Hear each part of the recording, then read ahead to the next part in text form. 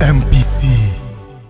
Mbaye ikaze inshuti bakunzi ba radio yacu ndetse na televiziyo MPC ikorera hano i Nairobi muri Kenya, ariko tukaba dufite icyicaro gikuru muri Leta Zunze Ubumwe za Amerika. Uyu munsi rero turi ku itariki 19 z'ukwezi kwa 9 n'umwaka w'2020 hano i Nairobi. Rero nkuko bisanzwe tuba dufite abatumirwa bacu kuri MPC radio na televiziyo cyangwa se Kivu Times. Rero nkuko bisanzwe nge ni muri Didier Notable as like TV presenter. Dufite abatumirwa bacu uyu munsi, turagira ngo tuze gutangizanya nabo baze batwibwira, tuza kuganira byinshi bitandukanye. Yes, nkuko twari tubivuze haruguru, turi kumwe n'abatumirwa bacu hano kuri MPC radio na televiziyo. Turagira ngo baze gutangira batwibwira bari bo, amazina yabo, kugira ngo tujye twinjira mu kiganiro neza. Murakaza neza? Yego. Mwitwa bande, muri bande? Amazina yanjye nitwa Bonke Nzayiramya, bakunda kunyita mwarimu. Ninjye muyobozi w'ishyirahamwe Twaweza. Nibyo ngibyo. Yes. Mugenzi wawe? Banita Muyoboke William. Murakoze.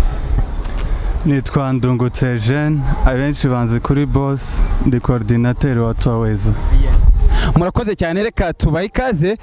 Turatangira tuvuga n'ubundi Twaweza ni iki, ese muri bande, mudusobanurire Twaweza iyo ariyo mu magambo make. Reka duhere kuri chairman.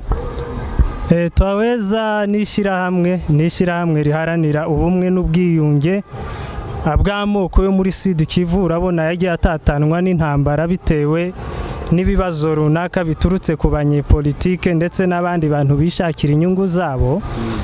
Twebwe rero nk'ishyirahamwe twifitiyemo abarevolutionneri baharanira uburenganzira bw'abaturage muri rusange. Nuko nguko Twaweza dukora. Twebwe ni ishyirahamwe riharanira ubumwe n'ubwiyunge bw'amoko yose y'abantu bafite inkomoko muri Kivu y'Amajyepfo. Yes, tukira aho ngaho nyakubahwa chairman, turiya ngo dusobanure muri urubyiruko, muri bantu ki, mukorera hehe, mufite icyicaro hehe, se mukorera mu bihe bihugu? Twaweza ntabwo navuga yuko turi urubyiruko gusa, kuko abantu bagiye bahunga bava mu ntara ya Kivu y'Amajyepfo si urubyiruko rwonyine, ahubwo ni abantu benshi muri rusange. Ahubwo twavuga yuko Twaweza ahanini igizwe n'urubyiruko, abasore bashaka uburenganzira bwabo, bashaka gutaha kuri gakondo ya basekuruza. Abo ngabo nibo bashinze ishyirahamwe Twaweza. Urambajije ngo se ryatangiye ryari cyangwa rikorera mu bihe bihugu? Ntabwo twatangiye kera, ariko imirimo yacu iyo ifite umuvuduko, irakora vuba kugira ngo intego yacu tuyigereho vuba. Niyo mpamvu twahise dutangirira mu gihugu cya Kenya, ari naho dufite icyicaro cyacu, no muri Norvege, aho niho dufite imbaraga, na ibindi bihugu nabyo bikaza byunganiraho, Poland na Australia, hagakurikiraho na USA, Ubugande n'Uburundi n'u Rwanda nabyo bikaza, n'igihugu cya South Africa. Aho niho dufite abantu bacu baduhagarariye kugeza ubu ngubu, dushaka gukorera hamwe nk'abarevolutionneri bakiri batoya, abasore. Urubyiruko nirwo dushyize imbere cyane, kuko urabizi yuko ibihe by'abantu bigenda birangira. Ubu ngubu hagezweho igihe cy'urubyiruko ngo bakore kugira ngo bazagira icyo bamarira bazabakomokaho. Ubu nibo dushyizemo imbaraga cyane, barwane ku burenganzira bwabo. Aho Twaweza niho dushyize imbaraga. Murakoze cyane. Ku yindi ngingo, iyo uvuze ngo reconciliation ni ikintu kigoye kandi kinanoroshye, cyane cyane mu karere k'imisozi miremire cyangwa se muri Repubulika Iharanira Demokarasi ya Kongo, mu ntara ya Kivu. Ni akarere gakunze kuba karimo ibibazo kandi karimo amoko atandukanye. Ese mu by'ukuri muri ubwoko bumwe iryo shyirahamwe, cyangwa mwivanzemo n'andi moko, dore ko akarere ka Sud Kivu gatuwemo n'andi moko? Mu by'ukuri mubikora gute, mwihuza gute n'andi moko?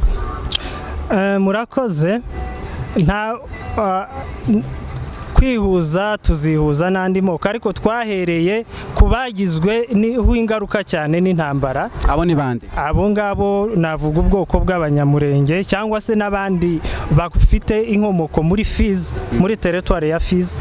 Abo nibo bagizweho inkomoko cyane, ingaruka cyane n'ibibazo by'intambara. Abo nibo twahereyeho, ariko Twaweza turacyakomeza dukorane n'andi moko yose yo muri Sud Kivu. Abo bazumva ideology yacu, iyo niyo ntego, kandi ntabwo duteganya kuyihusha ngo tujye twibande ku bwoko bumwe gusa, ariko abo tubanje guheraho nabagizweho ingaruka cyane n'icyo kibazo, ari bo bwoko bw'abanyamurenge, kuko ni nabo bagiye batatana cyane ugereranyije n'andi moko, nibo bagizweho ingaruka cyane n'icyo kibazo. Niyo mpamvu ari bo twabanje guheraho kugira ngo tubafashe kumva ibyo bintu cyane.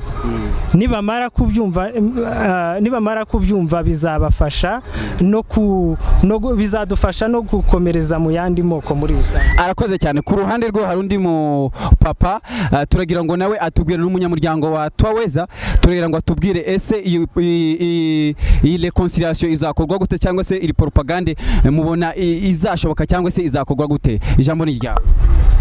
Murakoze, kuko babivuze mwene data abasobanurira Twaweza. Sindi bwigere nsubira inyuma ho gatoya cyane, gusa uko abivuze ni urugamba cyo kimwe n'izindi.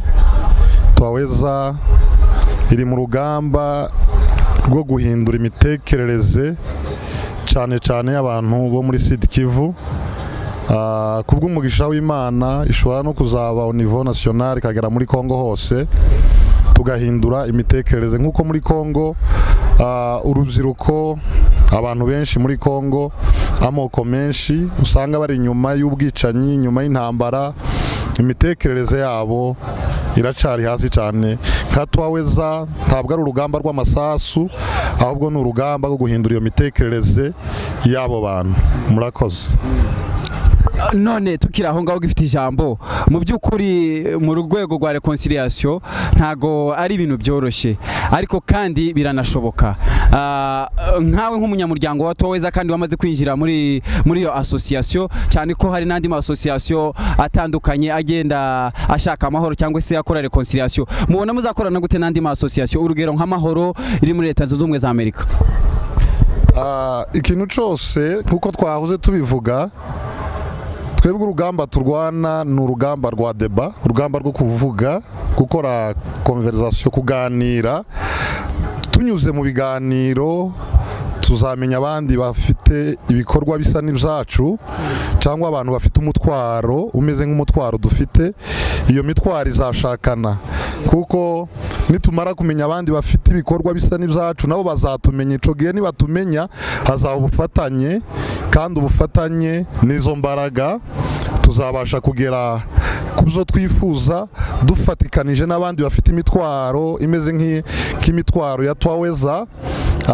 Tuzagenda tubamenya uko tuzakomeza kwinjira mu rugamba, ko tuzakomeza kwinjira profondeur mu rugamba rwo kubohora imitekerereze y'abakongomani, cyane cyane bo muri Kivu y'Amajepfo. Ico gihe n'ayandi mashirahamwe afite izo nshingano tuzagenda tumenyana. Nitumara kumenyana tuzicara tuganire, dushire hamwe twese, kuko ahanini twari tugwanira ikintu kimwe, kubaho kw'abakongomani bo muri Kivu y'Amajepfo. Murakoze.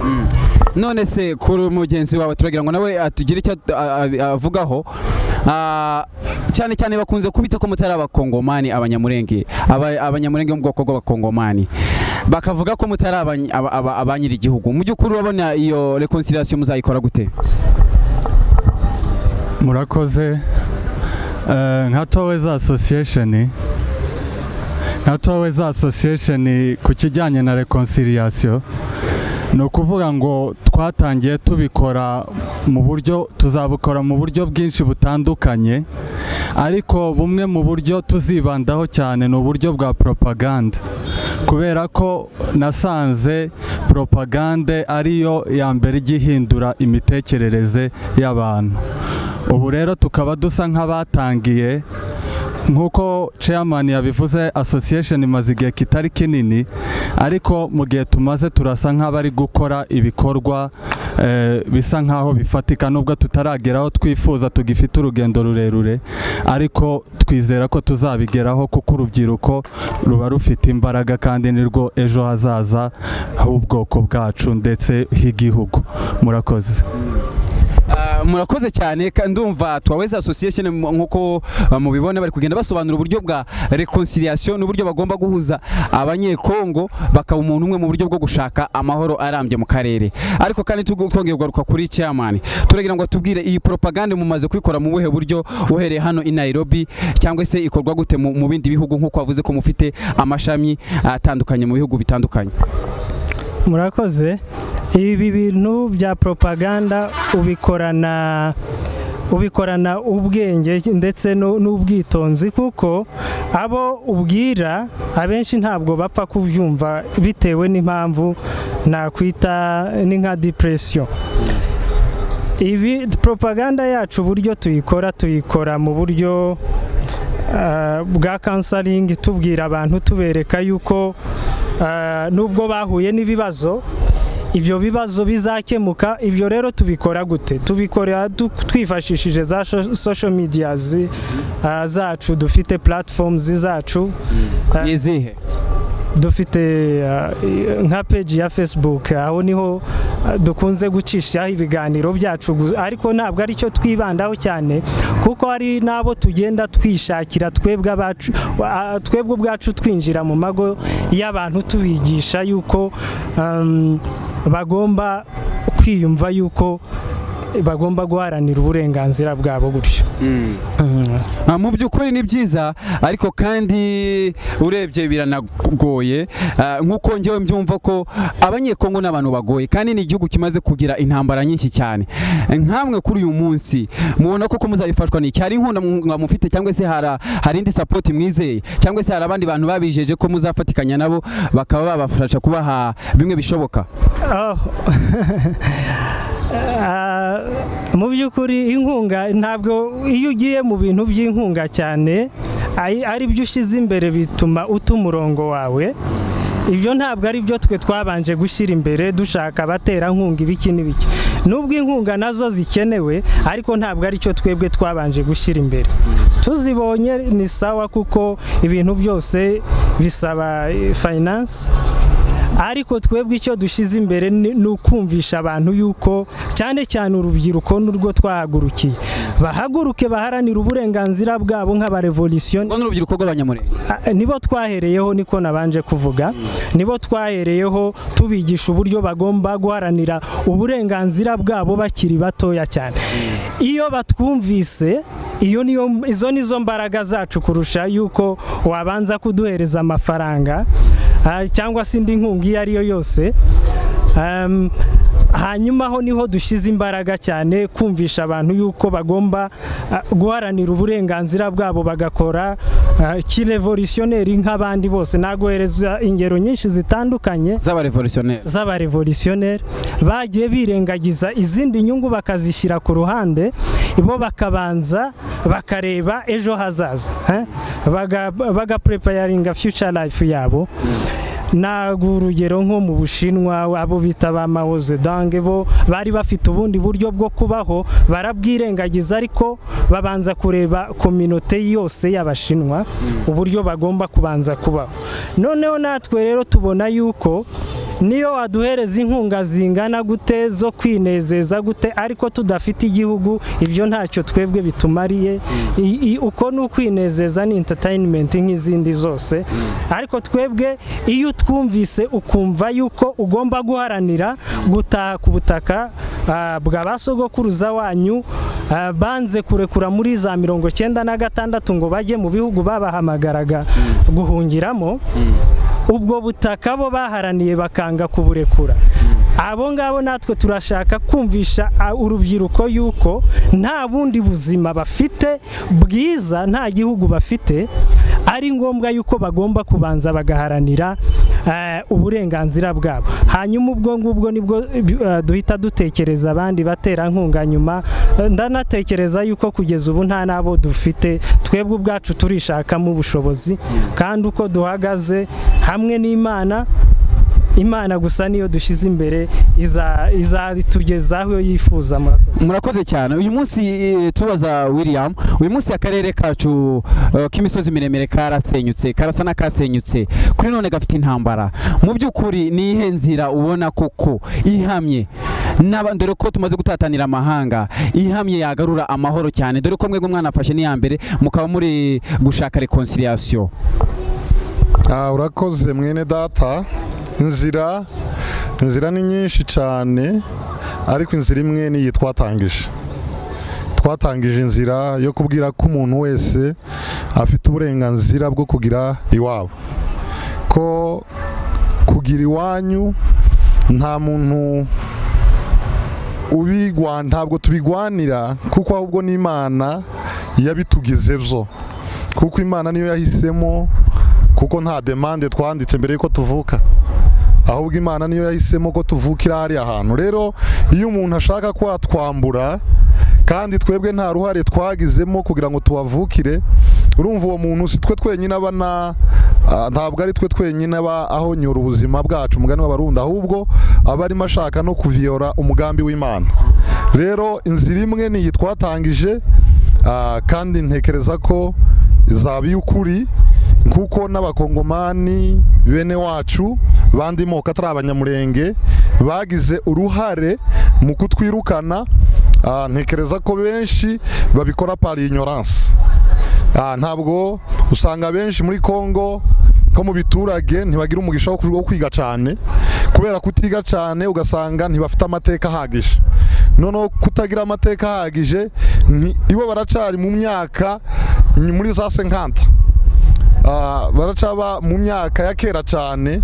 Urumva ibitekerezo byabo biri aretare, ko kuvuga uno munsi ngo ntabwo uri umukongomani, urumva ibitekerezo byabo biri inyuma cyane. Ubwo n'urugamba rero turimo turagwana intambara ya mbere yo kwigiza ubwenge bw'abari abanyamoko bagenzi bacu, nabo baje en avance mu bwenge bwabo, mu bitekerezo byabo, bamenye ko ico batekereza atari cyo cukuri, ahubwo icukuri ari uko natwe turi abakongomani bene wabo. Nibamara kumenya ico, ntekereza ko amahoro azaba. Rero nka Twaweza turimo turagwana ugo rugamba, kumvisa bari abakongomani bagifite ibitekerezo biri inyuma, n'abandi birengagiza ukuri. Hari abazi ukuri, hari n'abatazi ukuri.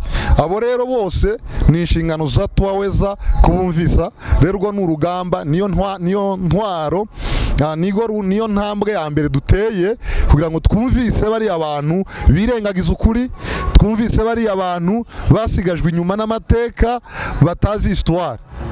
Rero mu nshingano zacu nka Twaweza ni ukugwana urwo rugamba, kandi n'uru twatangiye. Ubu rero turi mu rugamba.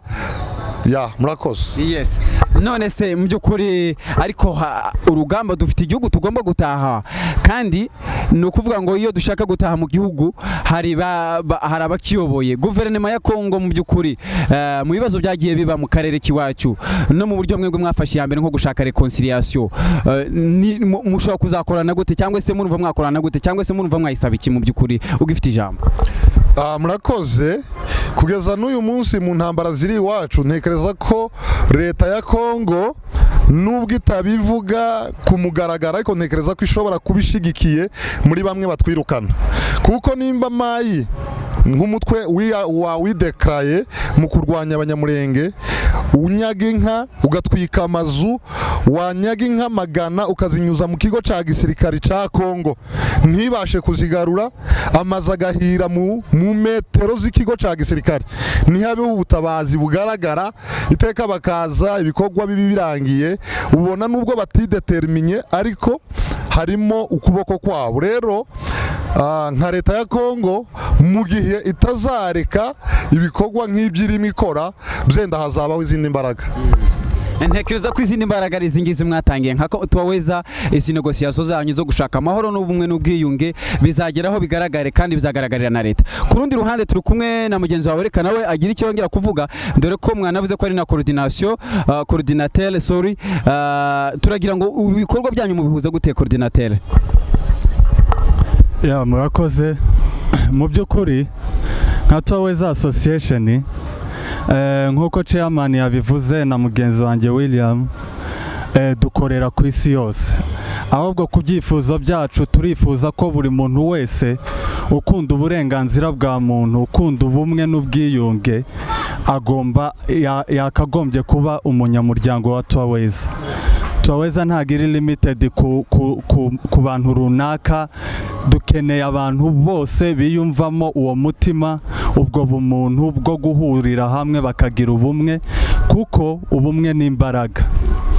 Kubera ko nk'iyo turebye igihugu cyacu kiri inyuma cyane, mu by'ukuri nubwo tukiri hanze y'igihugu turi kugenda dushaka ubumenyi bugiye butandukanye, kubera wenda igihugu cyacu hari access tutabona, ni ubumenyi twaje gushaka n'ibibazo byagiye bibi iwacu nk'uko babivuze by'intambara. Abantu bose barabizi ko turimo turicwa hariya mu gihugu cyacu muri gakondo, abantu bari gutwikirwa amazu, bari kunyagwa inka, bari gupfa umunsi ku wundi. Rero nka Twaweza ikintu tugamije ni ukugarura ubumwe n'ubwiyunge muri Sud Kivu ndetse no mu gihugu. Rero nk'uko journalist abajije ngo ese ngo ni gute duhuza ibikorwa, mu by'ukuri nk'uko chairman yavuze nta financement dufite, kandi ni nkabwo tugitangira turi kwishakamo ubushobozi. Rero kimwe mu bikorwa nababwiye nk'uko nabivuze mbere ni propaganda rero yacu ikorerwa ku ma social platforms. Rero nkaba nasaba abantu ahubwo kuyavisita, hari benshi bayaccessinga, kuko ubu ngubu nka Facebook page yacu iyo dupostinze ikintu kirebwa n'abantu barenga 3,000. Rero twasabaga iyo page zacu zose ziri linked ni Twaweza BA, mwajyaho. Nibyo tukirimo ibijyanye na propaganda, guhindura mindset y'abantu kugira ngo bahinduke, kuko iyo abantu bahinduye imitekerereze nibwo bahindura n'ibikorwa, kuko ibyo utekereje ntago umuntu ajya akora ibintu atatekereje, umuntu akora ibintu yatekereje. Rero urugamba turimo niyo propaganda, guhindura imitekerereze y'abantu bene wacu bari muri kiriya gihugu. Nk'urubyiruko cyane twize, tuzagerageza gukoresha indimi zose, turi no kubigerageza indimi z'amahanga ku buryo nabo bakumva, tubigishe. Ariko saho tuzagarukira, turagarukira kuko dufite action plan ndende cyane. Rero turacyarimo turashaka finance mu bushobozi, tubwishakamo, ariko tubonye n'abandi wenda badushigikira nta kibazo, turabashimiye cyane. Rero tuzakora n'ibindi bikorwa hariya mu gihugu, kubera ko kimwe mu cyagaragaye tumaze kwanaliza situation iri hariya nuko abantu kubera kubura ibyo bakora, kubera ko nta project ajya hari iwacu, niyo mpamvu twasanze nacyo kiri mu bintu gituma abantu bakora ubwicanyi, bakora ibintu bidakwiye. Rero ndibaza ko nka Twaweza nitujyanamo amaproje nk'uko tubiteganya mu gihe kizaza, ndibaza ko abantu bazabona imikorere, kandi ayo maproje ntago azaba areba ubwoko bwacu, kuko dukeneye guhindura amoko yose yo muri Sud Kivu, tukongera tukagira ubumwe n'ubwiyunge, kandi tugatera imbere mu buryo bwose bushoboka. Murakoze. Barakoze cyane abavandimwe, tunagana no ku musozo ariko baza gutanga ikindi gitekerezo cy'amani. Turagira ngo n'ubundi dukomeze tubashishikarize mu by'ukuri icyo cyemezo cyangwa se icyo cyerekezo mwafashe cya ubumwe n'ubwiyunge ni inzira nziza y'amahoro itavanguye. Ariko kandi tunagana no ku musozo, turagira ngo chairman yongera atanga ubundi butumwa runaka kugira ngo yaba ari gushishikariza abantu cyangwa se yaba ari ibikorwa byerekeye Twaweza, yaba ari ikindi kintu runaka yabwira kugira ngo tunagana no ku musozo. Murakoze. Ubutumwa bugufi natanga mpereza cyane cyane urubyiruko rw'Abanyamurenge, ari mwebwe duheraho, kuko nimwe mwagize ibibazo bikomeye by'intambara. Aho muri hose, impande zose z'isi n'ahandi hantu hose muzajya, muharanire uburenganzira bwanyu, muharanire uburenganzira bwanyu. Ku bwanjye ku giti cyanjye numva yuko iyo utiteguriye imbere uba wishe abazagukomokaho. Nkabona yuko mukomeza kwigumira mu byo abantu benshi bita yuko ari ibihugu byiza ariko bitari ibyanyu bikaba ari iby'abandi, nimukomeza kwigumira iyo ngiyo mumenye yuko generasiyo yose yacu nkatwe urubyiruko turi kwiyica, turi gupfa duhagaze, ahubwo tugomba kurwanira uburenganzira bwacu kugira ngo buriya butaka tutazabubura burundu. Hamwe n'Imana turizera neza yuko ibyo bitazashoboka. Murakoze. Yes, ubutumwa bwa nyuma kuri William kugira ngo nawe agire icyo atanga se cyangwa se agire indi commentaire yatanga gutunagara no kumusozo. Murakoze. Ubutumwa bwanjye ndagira ngo banze nshimire Twaweza kuba yariyumvise ko igomba gushobora gukora guhuza no kumvisa buri muntu wese kumenya haki yake, kumenya uburenganzira bwe. Rero Twaweza abanyamuryango bose bayaho bari turabashimiye. Rero ubutumwa bwanjye natanga ku rubyiruko, kuko nababwiye haruguru navuze ko Imana nizitiramwe umuntu awazaba ukahavukira. Bamwe bakavuka baraba, abandi bakavuka ari bariye. Rero urubyiruko rwacu rw'abanyamurenge icyo nababwira nuko mwaharanira icyo Imana yabagize ejo.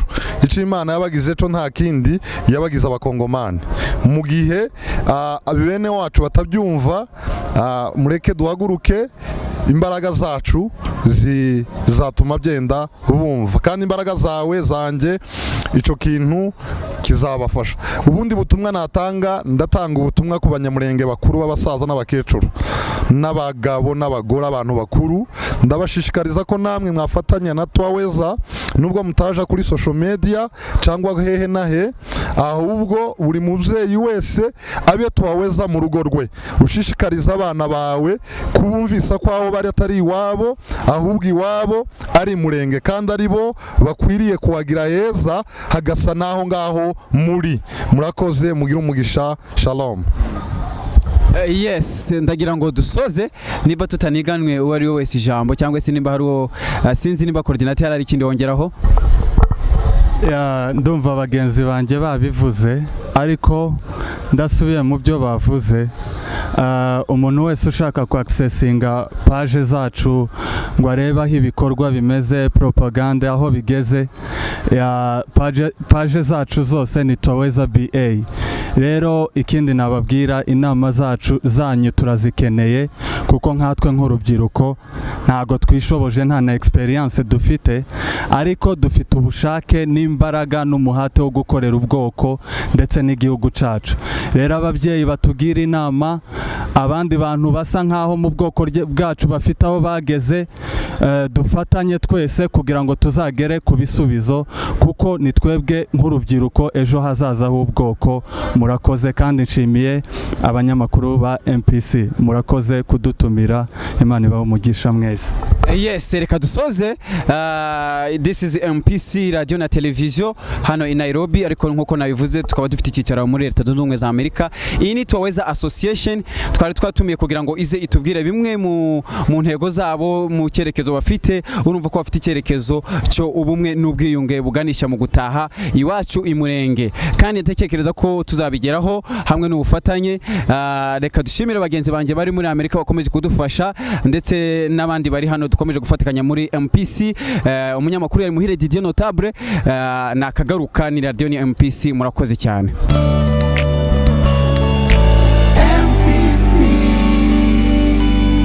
Radio MPC.